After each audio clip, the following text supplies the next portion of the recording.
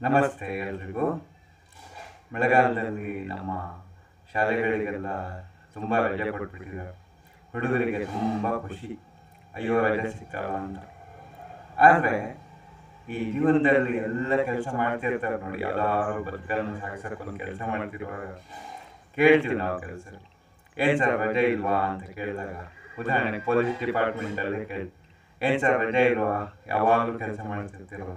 ಅವ್ರು ಬೇಜಾರು ಮಾಡ್ಕೊಂಡು ಹೇಳ್ತಾರೆ, ಅಯ್ಯೋ ನಮಗೆಲ್ಲಪ್ಪ ರಜಾ, ನಾವು ಸತ್ತ ಮೇಲೆ ನಮಗೆ ರಜೆ ಸಿಗೋದೇನೋ ಅಂತ ಬೇಜಾರಿಂದ ಹೇಳ್ತಾರೆ. ಅಷ್ಟು ಎಸೆನ್ಷಿಯಲ್ ಸರ್ವಿಸ್ ಜನ, ಮಿಲಿಟ್ರಿಯವರು ಅಥವಾ ಪೊಲೀಸ್ನವರು, ಯಾವುದೇ ದಿನನಿತ್ಯ ಅವಶ್ಯಕ ಸೇವೆಗಳಲ್ಲಿರೋರಿಗೆ ರಜೆ ಸಿಗೋದು ಅಪರೂಪ. ಹಾಗಾಗಿ ರಜಾ ಕೊಡುವ ಸಾಧ್ಯತೆಗಳು ಇಲ್ಲ ಅಂತ ಅವ್ರ ಮನಸ್ಸಿಗೆ ಬೇಜಾರಿರುತ್ತೆ. ಇನ್ನು ಕೆಲವರು ಪ್ರಯತ್ನಪೂರ್ವಕವಾಗಿ ರಜೆ ಹಾಕೊಂಡು ಉಳಿಸ್ಕೊಂಡು ಇಲಾಖೆಯಲ್ಲಿ ಕೆಲಸ ಮಾಡೋರು, ಪ್ರವಾಸಕ್ಕೆ ಹೋಗೋದು, ಮನಸ್ಸನ್ನು ರಿಫ್ರೆಶ್ ಮಾಡ್ಕೊಳ್ಳೋದು ಮಾಡ್ತಾರೆ. ಹೌದಾ? ಈ ಥರ ರಜದ ಮಹತ್ವಗಳಿದೆ. ಕೆಲವರು ಈಗ ಸುರಿತಿರೋ ಮಳೆಗೆ ಈಗ ರಜೆ ಕೊಟ್ಟರು ಸಾಕಪ್ಪ ಅಂತ ಹೇಳೋರಿದ್ದಾರೆ, ಬಿರು ಮಳೆಯನ್ನು ತಡೆಯೋಕ್ಕಾಗದೆ. ಹೌದಾ? ಬಿರು ಬಿಸಿಲಿದ್ದಾಗ ಸೂರ್ಯ ಸ್ವಲ್ಪ ರಜೆ ಕೊಟ್ಟರು ಸಾಕಪ್ಪ ನಮಗೆ ಅಂತ ಹೇಳೋರು ಇದ್ದಾರೆ. ಹೀಗೆಲ್ಲ ರಜದ ಸನ್ನಿವೇಶಗಳು ಒಂದಲ್ಲ ಒಂದ್ಸರಿ ಬರುತ್ತೆ ನಮಗೆ. ಈಗ ಒಂದ್ಸರಿ ಒಬ್ಬ ವಿದ್ಯಾರ್ಥಿ ನಾನು ಕೇಳಿದ, ಸರ್ ಈಗ ಮನುಷ್ಯರು ಯಾವಾಗಲೂ ಯೋಚನೆ ಮಾಡ್ತಿರ್ತಾರೆ ನೋಡಿ, ಆ ಯೋಚನೆ ಮಾಡ್ತಿರುವಾಗ ಆ ಯೋಚನೆಗಳಿಗೆ ರಜೆ ಕೊಟ್ಬಿಟ್ರೆ ಮನುಷ್ಯ ಎಷ್ಟೋ ಟೆನ್ಷನ್ಗಳಿಂದ ಒಂದು ನಿವೃತ್ತಿ ಆಗ್ತಾನಲ್ಲ, ಹೊರಬರ್ಬೋದಲ್ಲ. ಆಲೋಚನೆಗಳಿಗೂ ಒಂದು ಸರಿ ರಜೆ ಸಿಗುವಂಥ ಒಂದು ವ್ಯವಸ್ಥೆ ನಮ್ಮ ದೇಹದಲ್ಲಿ ಇದ್ದರೆ ಚೆನ್ನಾಗಿರೋದು. ಹೌದು, ನನಗೆ ನಿಜವಾಗ್ಲೂ ಆಶ್ಚರ್ಯ ಅನ್ನಿಸ್ತು ಈ ಪ್ರಶ್ನೆ ಕೇಳಿದಾಗ. ಆದರೆ ನಾನು ನಗ್ತಾ ಹೇಳಿದೆ, ಹೌದಪ್ಪ, ರಜೆ ಕೊಡುವ ಸೌಲಭ್ಯ ಇದೇ ಚೆನ್ನಾಗಿತ್ತು, ಎಷ್ಟೋ ಕಾಯಿಲೆಗಳಿಂದ ಮನುಷ್ಯರು ದೂರ ಆಗ್ತಿದ್ರು.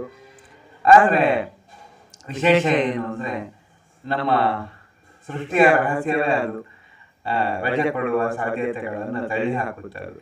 ಯಾಕಂದರೆ ದೇವರು ನಿರಂತರವಾಗಿ ಸೃಷ್ಟಿ ಮಾಡ್ತಿರ್ತಾರೆ, ಅವರಿಗೆ ರಜೆ ಇಲ್ವಲ್ಲ. ಆ ಕಾರಣದಿಂದ ಬಹುಶಃ ಇದು ಸಾಧ್ಯ ಇಲ್ವೇನೋ ಅಂತ.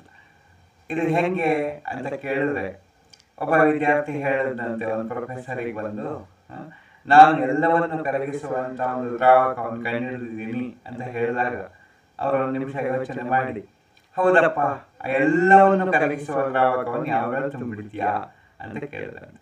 ಹಾಗೆ ಈ ರಜೆ ಕೊಡುವ ಸೌಲಭ್ಯ ಏನಿದೆ ಅದು ಮನಸ್ಸಿಗೆ ಇಲ್ಲ.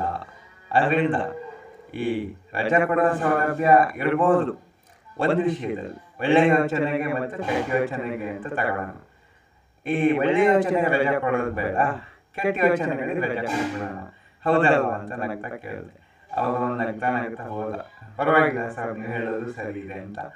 ಈ ಥರ ಎಲ್ಲ ಒಂದು ಒಳ್ಳೆಯ ಯೋಚನೆಗಳಿಗೆ ರಜೆ ಕೊಡೋದೇ ನಾವು ಬೇರೆಯವರಿಗೆ ಸಂತೋಷ ಕೊಡೋಕ್ಕಾಗುತ್ತಾ ನೋಡೋಣ. ಬಾಕಿ ವಿಷಯ ನಾಳೆ ಮಾತಾಡೋಣ. ನಮಸ್ತೆ.